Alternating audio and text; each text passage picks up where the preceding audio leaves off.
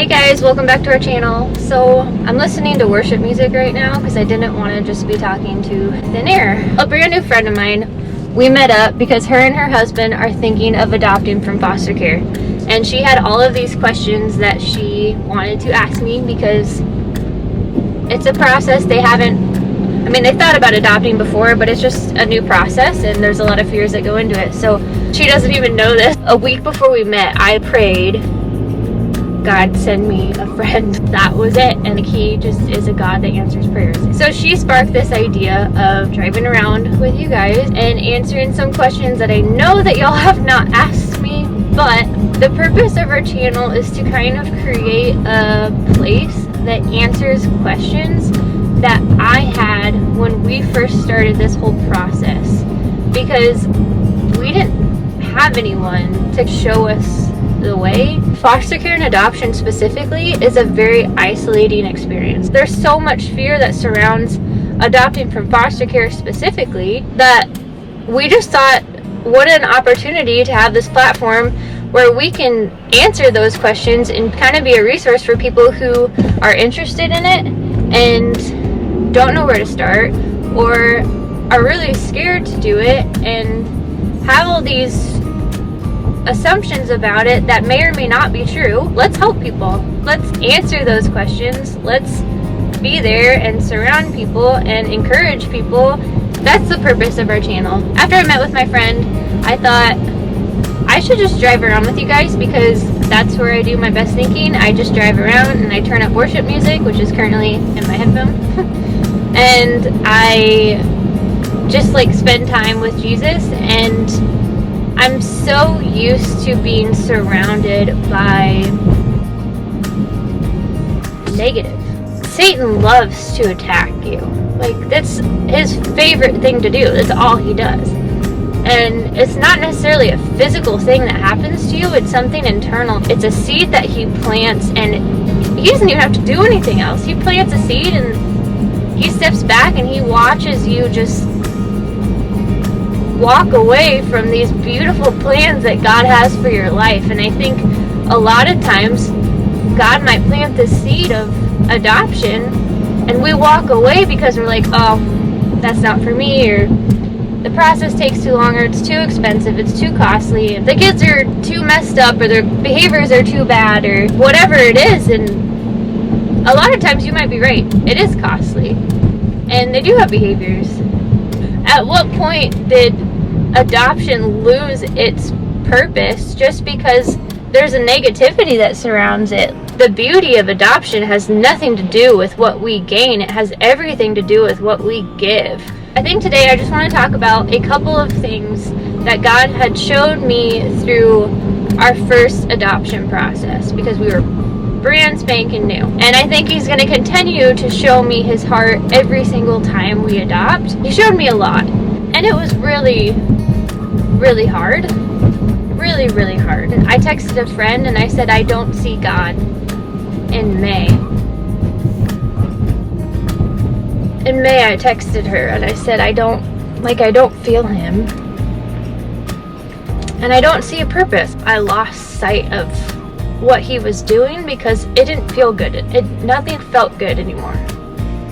And I think we're ruled by our emotions so often that we just, if it doesn't feel good, we're not in it.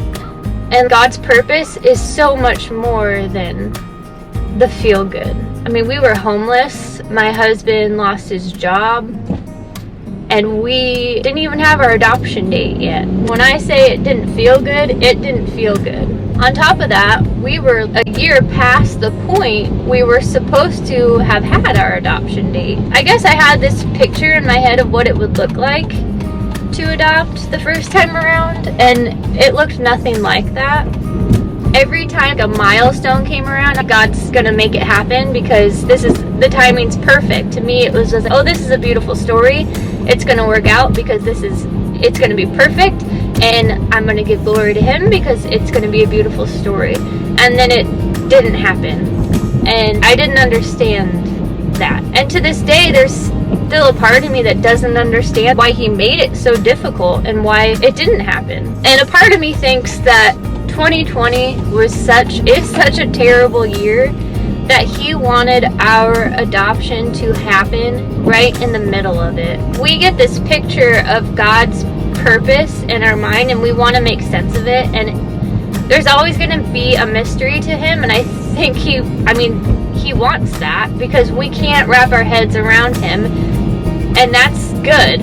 We shouldn't be able to wrap our heads around him because we're not God. Me trying to understand is saying, I think part of his goodness was he wanted me to have a piece of good in 2020, and that was our adoption day. I'm not saying that there aren't highs in 2020 outside of our adoption day, but there have been some very low valleys. The mountaintops, they have their purpose in God's story, but that's just the thing, like, it's God's story, it's not my story, and God is the ultimate storyteller. While the mountaintops are beautiful, and from our perspective the valley might not be, I think the purpose of the valley is so much greater. We go to a mountain and that's a beautiful perspective. We can see everything, but we go to the valley and it's dark and we see all of the work that we have yet to do, and we feel hopeless, and there's this weight. Our perspective is, it's not beautiful, it's heavy. The mountain has this beauty to it that the valley just doesn't. In our eyes, the valley doesn't have a beauty. And from God's perspective, the valley, I think, carries more purpose, because we've been on mountaintops before, and our mountaintops remind us of God's faithfulness. But sometimes it's easy to get complacent. I think that's pretty true for everybody. When we're in the valley, we're desperate for Jesus, and we cling to that cross like we don't when we're on the mountain. So the purpose of the valley is not just how desperate we are for Jesus, it's our ability to point others to the mountaintop. And I'm thankful for 2020 because it gave me this opportunity to point others to him. I don't feel like I was a very good follower when we were homeless and struggling financially. We'll get more into that during our video when we talk about our adoption story, but hard. Next time I'm in a valley like that, I have this mountaintop to look back on and be able to say, my God is faithful no matter what. When I'm not faithful, he still is. No matter how deep of a valley, I can still point to the mountain. I think it's also true that some things you can only learn in the dark. We're pretty stubborn, and he knows that. He knows the way to our heart. He knows how to pursue us. Unfortunately, if that's how he needs to get our attention, then that's what he's going to do. It's overwhelming to me to know he loves each of us that much to put us in situations where he's our option. He's it. And I'm thankful for the hardship that he put us through, because it made me make him my only option.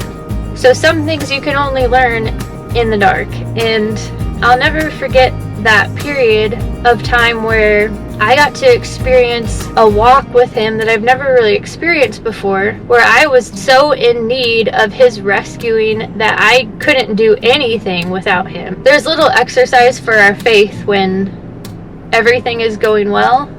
We're on that mountain. It's so easy to forget that the only reason we're on the mountain is because he put us on the mountain. But we point to ourselves, and when we're in the valley, we point to him. I'm thankful that we have a king that is willing to humble us and remind us of how good he is. And then the final thing that I would say is that if God has at all put on your heart to adopt, or put on anyone's heart that you know of to adopt, and they're feeling any sense of fear, Satan is planting a seed, because so many people, literally every single person that I've talked to and said, you know, we're starting the process to adopt from foster care, I think everybody just wanted to offer up something that they offered up the only thing that they knew, which was the worst story ever. For example, I know a family that did that, and their adopted son tried to murder them, or their foster daughter was a drug addict, or this happened, or this happened, and this happened. Nothing that was offered was good. Nothing was encouraging. And no one was celebrating the fact that was really hard. It didn't stop us. And I think that's why you have to keep renewing your mind with truth. And if God plants a seed, it's planted for a reason. And you can allow Satan to plant another seed and uproot the first one, or you can choose to water. You reap what you sow. We chose to water God's seed and not Satan's. Encourage the people who want to adopt. So many people start the process and they already in their mind are like, well, I don't know, it might take a very long time, or I might not get, I have this age range and I just don't know how likely it is that it would happen for me, or we probably won't get a phone call for like 2 or 3 years. And we even kind of felt that way going through the process. Our age range was 0 to 12, 1 to 3 kids. And a month and a half before we were licensed, we received a call, 2 calls actually, that fit in that age range. Now the kids that we adopted, our children now, were 8, 9, and 12. 3 children, 0 to 12. If God puts on your heart to adopt, if he brings you to a place, he's not going to leave you in that place. If he takes you somewhere, he's not doing it for nothing. I think Satan often builds up all of these fears to try and break you down and discourage you from doing something that could completely change your life and bring an incredible amount of glory to him, which is the whole purpose of our life. Keep in mind, like, you might have all of these fears and discouragements from doing something, but ultimately, if God brings you to a place and you are saying, well, I want a little boy and my age range is 0 to 3, but how likely is it that I'm going to get a phone call? Well, who cares how likely it is? It's not up to you how likely it is. It's up to God, and for God, nothing's impossible. That's the frame of mind that we need to be in when God says, this is what I have for your life, and these are the steps that I'm asking you to take. And you just need to take those in faith and know that he is going to make miracles happen for you, and trust him. You don't need to worry about all the what ifs or the likelihood or the unlikelihood. If he has a plan, nothing can stop him. For today, that's my encouragement. That's my advice for you. I hope that this was helpful. Again, I just want this channel to be uplifting for those that are going through the process. Whatever you want us to talk about on this channel, I am more than open and willing to talk about. I want to be transparent. I want to be honest. A resource for more families, because when we were going through it, we didn't have that. We can be that for you.